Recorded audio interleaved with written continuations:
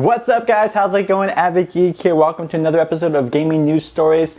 For those that are new to this series, this is where I take a look at all the news that's taken place within the last week in the world of gaming and pick and choose a couple to share with you guys. So let's get started. Story number one. So if you're like me and you're really excited for the next generation of gaming, the new systems that are coming out, so the PlayStation 4 and the Xbox One, so exciting. Apparently, maybe you shouldn't be as so excited as you may think you should be. So there was an interview with the senior product development manager, something. So Albert Pernallo is his name. And apparently, when you buy that Xbox One and you unbox it, you better have an internet connection because it is not gonna work. That's right, it's not gonna work. Not gonna work. Apparently the system is pretty much useless on day one. It needs a patch in order to update. So you'll need to connect it to the internet, download your patch, your day one patch, in order to play games, in order to use basic apps, in order for it to do anything pretty much. So it's just a shell of a box. There is nothing that it can do unless you update. That is terrible. I don't see how they've, I guess with everything that they've had to change from E3, but they've had plenty of time. They should have been able to change some of this. And I'm not like, it's not like I don't understand there won't be a day one patch. Of course there'll be a day one patch. We live in the world of day one patches now. But it doesn't make sense that the box is not going to do anything. What about for people who don't have internet connection? People who are not going to plug in their system right away to the internet or can't. The internet's too slow. How big is this patch? It just seems ridiculous to me. And they're kind of doing the same thing with the PlayStation 4 where it won't play DVDs, it won't play Blu-rays.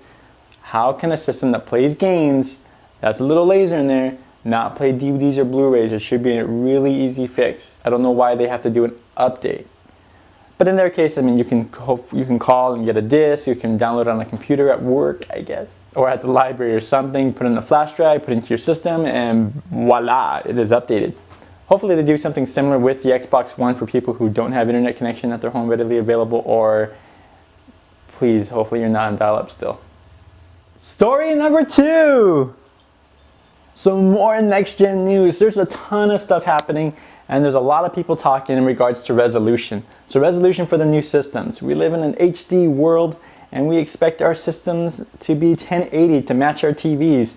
They've already been reported to do up to 4K, so 1080 would seem to be no problem. But apparently the new systems are not natively doing 1080p. Why? I have no idea. Some games are able to, some games are not. Apparently, I forget the types of games, but I think, for example, Rise on the Xbox One is at 900p at 30 frames per second. I think it's 900, it could be 720.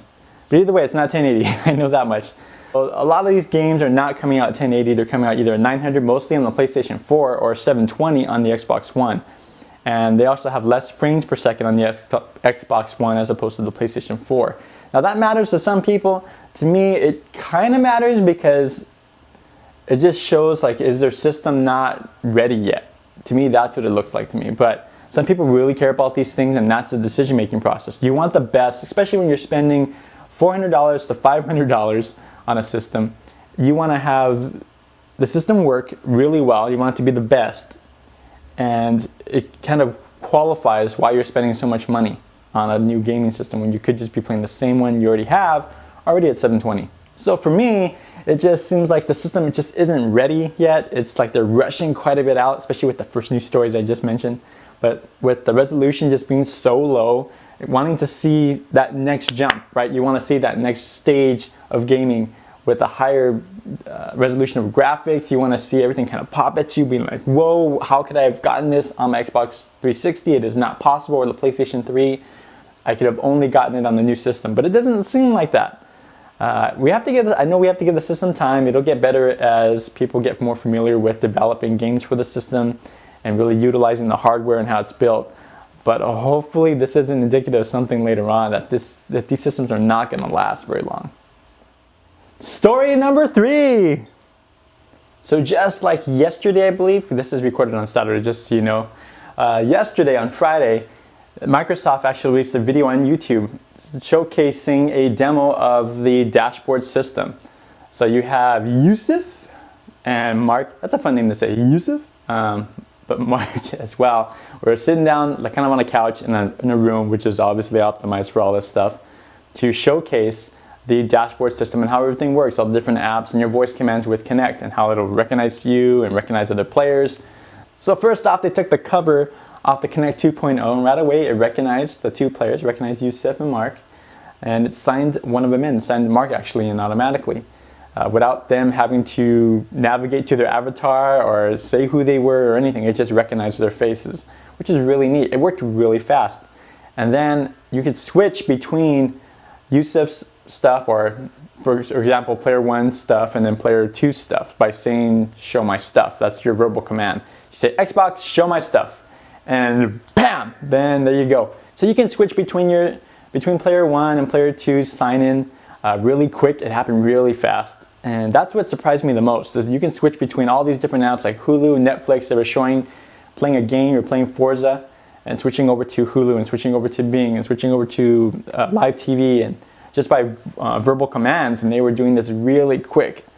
It worked a lot faster than I was expecting it to work. I know when I sign into something, it takes a while, kind of backing out of a menu, then starting up the next app. This was happening seamlessly. It was happening really quick, and it was nice that your game was kind of on pause, and it stays on pause. It leaves off it keeps it where you left off, so it's kind of like it holds its place for you. But in order for your games to do that, which is where you kind of leave it there, it kind of saves it into that state where you left off, do something else, watch something else, and then kind of come back to it and start that like super quick resume. You have to have that game as a download, a digital download. It has to be a digital downloaded game. It can't be a disk-based game. A disk-based game has to then start up, start spinning before it can start loading up the game again, so it won't hold it like that. So more and more, they're still pushing to that digital, which is a nice feature for those who don't want to kind of go to the store anymore and have that hard disk and collect space in their bookcase like I do here. I will miss you.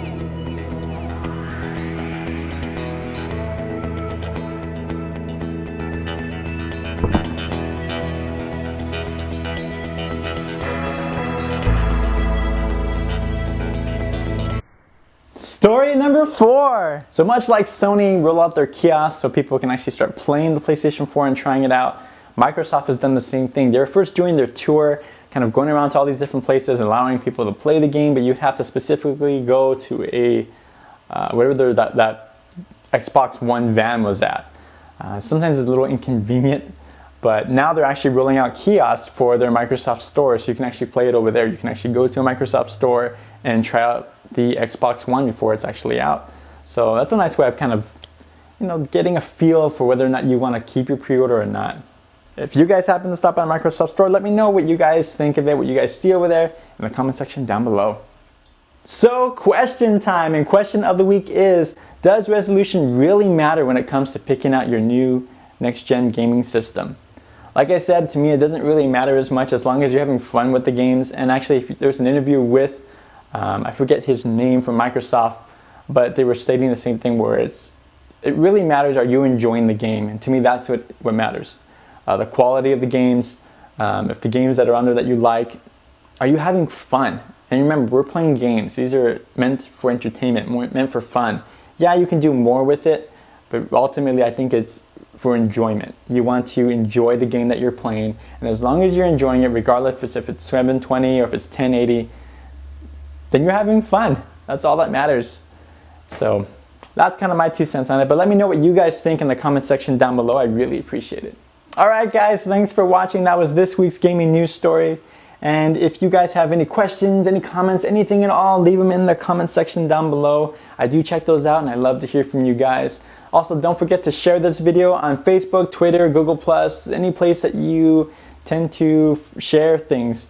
And I really appreciate that. It helps this channel grow. It helps me, encourage me doing what I do. So thanks again for watching, guys. I really appreciate it. Don't forget to subscribe, and I will talk to you next time. Peace out.